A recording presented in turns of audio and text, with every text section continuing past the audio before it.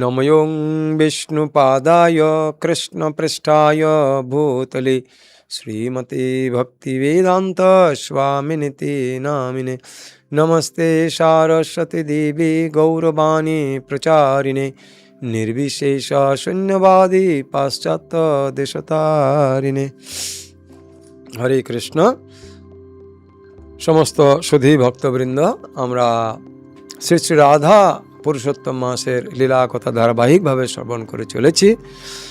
তো নরোত্তম দাস ঠাকুরের যে রাধা কৃষ্ণ প্রাণমোর যুগল কিশোর, এই ভজনের মাধ্যমে একটি ভক্তের বা একটি সেবকের মনোভাব কীরকম হওয়া উচিত, কিভাবে আমরা এই সমস্ত ব্রত উদযাপন করলে তার পূর্ণরূপে ফল আমরা প্রাপ্ত করতে পারি, সেই সম্বন্ধে আমরা আগের পর্বগুলিতে আলোচনা করেছিলাম। তো ভগবান শ্রীকৃষ্ণের আরেকজন মহান ভক্ত বিল্বমঙ্গল ঠাকুর, আপনারা সকলেই অবগত আছেন যে তিনি চিন্তামণি নামে একজন বারবণিতার প্রতি অত্যন্ত আসক্ত ছিলেন। তো এতই আসক্ত ছিলেন যে অন্তিম যখন বিল্বমঙ্গল ঠাকুরের চেতনার উন্মেষ হয় এই চিন্তামণির উপদেশের মাধ্যমে, তো তিনি তার পিতার বিল্বমঙ্গল ঠাকুর তার পিতার পারলৌকিক ক্রিয়া সম্পন্ন করার কালে তার চিন্তামণির প্রতি আকর্ষণ অনুভব করেন। তো তিনি সেই সমস্ত যে কর্মকাণ্ড রয়েছে সেটি ত্যাগ করে আর প্রবল দুর্যোগের রাত্রিতে তিনি নদীতে মৃতদেহকে অবলম্বন করে নদী পেরিয়ে এসে চিন্তামণির বাড়িতে যখন ঢোকেন, তো চিন্তামণির বাড়ির দরজা তখন বন্ধ হয়ে গেছে। তো জানলা দিয়ে তিনি একটি দড়ির মতো, রজ্জুর মতো কিছু একটি দেখে আর সেইটাকে অবলম্বন করে চিন্তামণির কক্ষে পৌঁছায়। তো চিন্তামণি এই ভয়ঙ্কর দুর্যোগের রাত্রি দেখে তিনি ঘরের তো দরজা টরজা সমস্ত বন্ধ করেছিলেন। তো বিল্বমঙ্গল ঠাকুরকে এইরকম অবস্থায় বাড়িতে ঢুকতে দেখে চিন্তামণি বলছে যে, ঠাকুর, এইরকম দুর্যোগের রাত্রিতে আপনি আসলেন কি করে?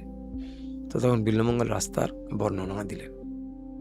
তো বর্ণনা দেওয়ার পর চিন্তামণি বলছেন যে এইরকম একটা জড় রক্ত মাংসের দেহ, যেটি কিছু কালের মধ্যেই জরাজীর্ণ হয়ে যাবে, বৃদ্ধ অবস্থা প্রাপ্ত হবে, মৃত্যু হবে আমার। তো এরকম একটি অস্থায়ী রক্ত মাংস দ্বারা পরিপূর্ণ অপ্রয়োজনীয় দেহের আকর্ষণে এইরকম দুর্যোগপূর্ণ অবস্থায় আপনি আসলেন। তো এই যে আপনার প্রয়াস, এই প্রয়াসটা যদি গোবিন্দর প্রতি আপনার হয়, তাহলে পরে এই জড় জগতের কেন অনন্ত কোটি বিশ্ব সংসারের যে পরম আকর্ষণ, সেই পরম আকর্ষণের কৃপা আপনি লাভ করতে পারবেন। তো এই কথাটাই চিন্তামণির বিল্বমঙ্গল ঠাকুরের কাছে ছিল একটি যুগান্তকারী পথ পরিবর্তনের নির্দেশ। তো বিল্বমঙ্গল ঠাকুর সেখান থেকে বৃন্দাবনের উদ্দেশ্যে, ব্রজের উদ্দেশ্যে, তিনি গোবিন্দর উদ্দেশ্যে তিনি বেরিয়ে পড়েছিলেন। তো পথিমধ্যে আবার এক ব্রাহ্মণ রমণীকে দেখে তার মনের মধ্যে কামভাবের উদয় হয়। তো গোবিন্দর চিন্তা করতে করতে যাচ্ছিলেন। চিন্তামণি তাকে বলেছে, গোবিন্দর চিন্তা করো একাগ্র। তো মাঝে কেন আসলো? তো তিনি চিন্তা করলেন যে আমার আর গোবিন্দর মাঝে অন্তরায় হচ্ছে আমার এই দুই চক্ষু। তো এই দুই চক্ষু যদি না থাকতো তাহলে তো আমি আর একে দেখতাম না, আর আমার মনের মধ্যে আবার যে বিচলিত অবস্থা সেটা আসতো না। তো বিল্বমঙ্গল ঠাকুর সেই রমণীর কাছে গিয়ে পরে বললেন যে আমার সহায়তা করার জন্য আপনার চুলের একটা কাঁটা আমাকে দিন। তো সেই চুলের কাঁটা দিয়ে বিল্বমঙ্গল তৎক্ষণাৎ তার দুই চোখের মণিকে তিনি উপড়ে ফেললেন। যে গোবিন্দর আর আমার মাঝে যদি কেউ অন্তরায় হয়, হোক না সে আমার দুই চক্ষু, তথাপি তার আমার কাছে আর কোনো প্রয়োজন নেই। তো বিল্বমঙ্গলের এই ভাব, তিনি অন্ধ হয়ে গেলেন। তো ভগবান হচ্ছেন ভাবগ্রাহী জনার্দন। তো যে মুহূর্তে বিল্বমঙ্গল তার এই আত্মত্যাগের দ্বারা ভগবানের শরণাগতি গ্রহণ করলেন, তো তখন ভগবান তৎক্ষণাৎ তাকে গ্রহণ করেন। দেখুন, আমরা এই বিষয়ে একটি বিশেষ শিক্ষা শ্রীমদ্ ভগবদ গীতাতে দেখতে পাই। যখন ভগবান শ্রীকৃষ্ণ অর্জুনকে এবং দুর্যোধনকে সুযোগ দিয়েছিলেন যে তোমরা আমার থেকে কি সহায়তা পেতে চাও, একদিকে আমি থাকবো নিরস্ত্র অবস্থায় এবং আরেকদিকে আমার অক্ষয়িনী বাহিনী, অত্যন্ত সুশিক্ষিত সৈনিক, তারা থাকবে। তো দুর্যোধন যাই হোক, অক্ষয়িনী সেনায় কৃষ্ণের কাছ থেকে আকাঙ্ক্ষা করেছিলেন, কৃষ্ণ তাকে তাই দিলেন। এখন অর্জুনকে ভগবান শ্রীকৃষ্ণ জিজ্ঞাসা, অর্জুন, আমি তো জানতাম তুমি বুদ্ধিমান ব্যক্তি, তো তুমি আমার মতো একজন অস্ত্রবিহীন ব্যক্তিকে তুমি গ্রহণ করলে তোমার যুদ্ধের জন্যে, তো এটা কি বুদ্ধিমানের কাজ হলো? তো অর্জুন ভগবান শ্রীকৃষ্ণকে বলছেন, কেশব, আমি তোমার কাছে সৈন্যও চাইতে আসিনি আর তোমাকেও চাইতে আসিনি। কেশব, আমি তোমার কাছে সৈন্যও চাইতে আসিনি আর তোমাকে চাইতেও আসিনি। তাহলে তুমি কি জন্য এসছো? তোমাকে তো চাওয়ার জন্যই ডেকেছিলাম না। আমি তোমার কাছে এই কারণে এসছি যে এখন থেকে আমি আমার নিজেকে তোমার আশ্রয়ে নিবেদন করে দিলাম। এখন যুদ্ধক্ষেত্রে কি হবে, তীর কে চালাবে, কে কাকে মারবে, আমি বাঁচব, আমি মরব, আমার ভবিষ্যৎ কি, আমার আর চিন্তা করার কোনো দরকার নেই। আমি এখানে এসেছি তোমার শ্রীচরণে আমাকে সমর্পণ করার জন্য। তো পরবর্তী ইতিহাস তো আমাদের সকলেরই জানা।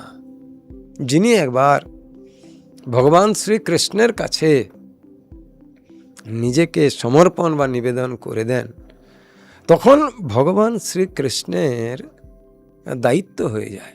তিনি বলে রেখেছেন শ্রীমদ্ ভগবদ গীতাতে ১২ অধ্যায় ভক্তি যোগের ৭ নম্বর শ্লোকে, তেষাম অহম সমুদ্ধর্তা মৃত্যু সংসার সাগরাত ভবামি ন চিরাত পার্থ ময়া আবেশিত চেতসাম। হে পার্থ, যে ব্যক্তি আমার প্রতি আবেশিত চিত্তে সর্বদাই আমার শরণাগত থাকে, আমি স্বয়ং, তেষাম অহম, আমি স্বয়ং তাকে এই মৃত্যুময় সংসার সাগর থেকে উদ্ধার করার জন্য যাই।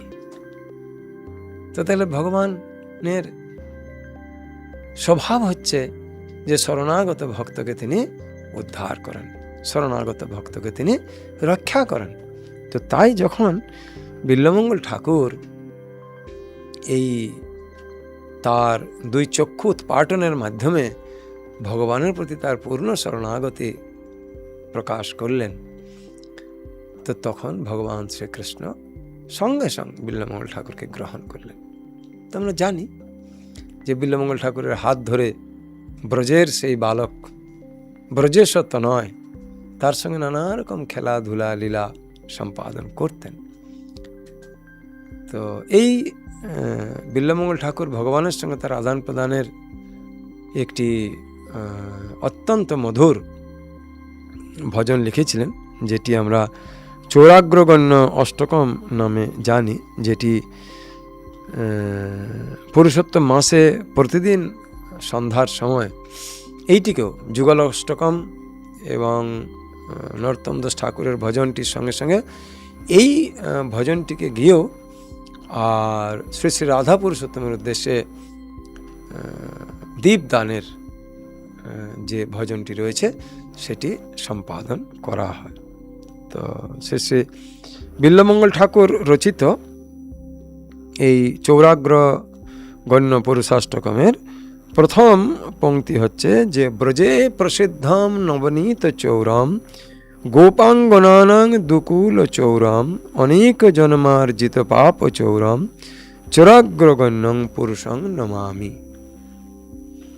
যিনি ব্রজে নবনীত চোর ও গোপাঙ্গনাদের বসনচোর বলে প্রসিদ্ধ, যিনি স্বীয় ভক্তদের অশেষ জন্ম অর্জিত পাপ সকল হরণ করেন, সেই চোর শিরোমণিকে আমি নমস্কার করি।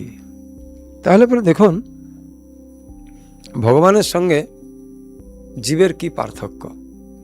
জীবেরা যদি চুরি কর্মে চর্যবৃত্তিতে লিপ্ত হয় তো সেইটা কি হয়, বদনাম বা একটি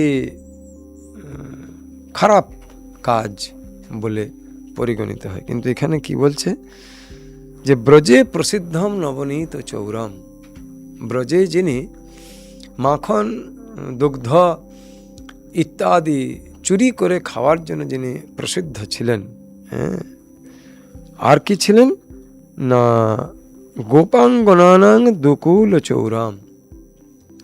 তো ব্রজ গোপিকাদের সঙ্গে বা ব্রজ সখাদের সঙ্গে ভগবান শ্রীকৃষ্ণের এমন একটা অন্তরঙ্গ সম্পর্ক ছিল যে তারা দুকুল, দুকুল মানে ভগবান শ্রীকৃষ্ণের দিকে চিন্তা করা আর সামাজিক স্থিতির কথা চিন্তা করা, অর্থাৎ ভগবত ভক্তি সম্পাদন আর লোকাচার, এই দুই কুলের কথাই কিন্তু ব্রজে কেউ কখনো চিন্তা করত না।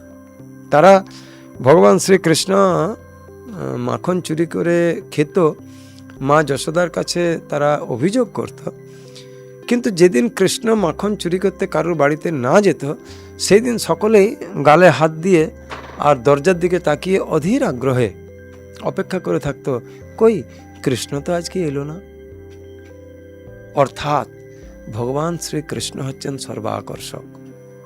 তার কাছে এই মাখন চোরের যে লীলা সেটি নিছক মাখন চুরি ছিল না। তিনি এই মাখন চুরি লীলার মাধ্যমে তার সমস্ত ভক্তের হৃদয়ে তিনি সর্বদা বিরাজ করতেন।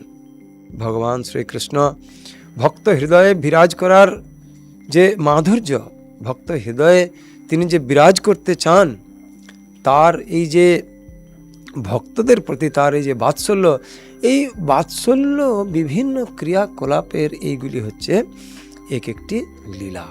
তো তাই তিনি এই চৌরাগ্রগণ্য অর্থাৎ ব্রজে নবনীত অর্থাৎ মাখন ননি ইত্যাদি চুরির মাধ্যমে সমস্ত ব্রজবাসীদের চিত্ত হরণ করেছিলেন যে ও কৃষ্ণ, তুমি যদি আমাদের বাড়িতে না আসো নবনীত চুরি করতে, মাখন চুরি করতে, তো আমাদের জীবন ধারণ করাই বৃথা, আমাদের গো পালন করা বৃথা, আমাদের ব্রজের ভূমিতে জন্মগ্রহণ করাই বৃথা। তো হে নবনীত চোর, হে চৌরাগ্রগণ্য পুরুষম, আমরা আপনাকে সশ্রদ্ধ প্রণতি নিবেদন করি। হরে কৃষ্ণ, হরি বল। আজ এই পর্যন্ত।